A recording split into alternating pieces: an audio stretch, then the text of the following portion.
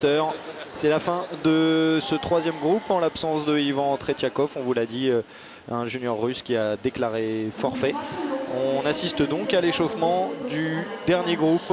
5 patineurs encore en lice dans cette compétition. 5 patineurs à passer avec bien sûr la valeur montante du patinage mondial, le plus jeune de la compétition. On dit de lui que c'est le nouveau Ploushenko, Arthur Gashinsky.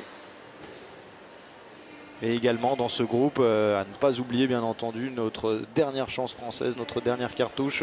Et on espère qu'il va faire des miracles. Alban Préaubert. Ça nous laisse quand même de belles choses à voir encore. Oui. Il faut noter aussi que le patineur russe Konstantin Menchov est le seul patineur actuellement à pouvoir réaliser 3 quadruples sauts différents, ce qui est quelque chose d'exceptionnel à l'heure actuelle. Oui. Quelque chose d'exceptionnel. On espère qu'il va nous faire le privilège de nous les montrer sur la glace. Ça tarde bien sûr sur Arthur Gashinsky.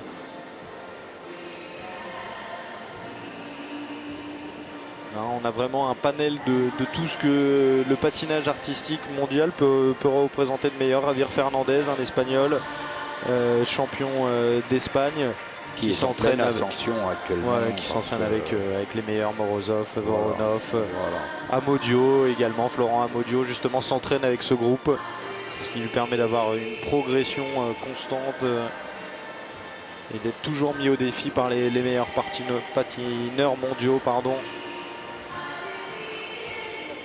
Bon, Préaubert qui a vraiment une carte à jouer dans ce concours. On va voir ça tout à l'heure. Les autres concurrents, donc Peter Liebers, l'Allemand, champion d'Allemagne. Konstantin Menchov, vous en avez parlé, le seul à pouvoir proposer 3 types de quadruples différents. Et le doyen de la compétition également. Et Arthur Gashinsky, qu'on ne présente plus, ou en tout cas qu'on vous présentera de manière plus approfondie tout à l'heure. Vous le voyez à l'écran, c'est le vainqueur déjà du concours de l'an dernier, le vainqueur en titre, le champion en titre. On dit de lui que c'est effectivement le futur Ploushenko. Il en a d'ailleurs le look et la prestance. C'est vrai, le même brio. Voilà.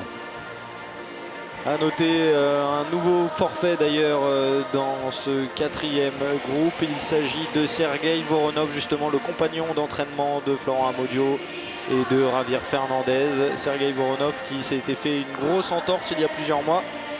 Une douleur lancinante continuait à le perturber dans sa préparation. Il a préféré faire l'impasse à l'issue du programme court sur ce programme libre. Il n'a pas voulu prendre de risques. On sait qu'il y a de grosses échéances à venir.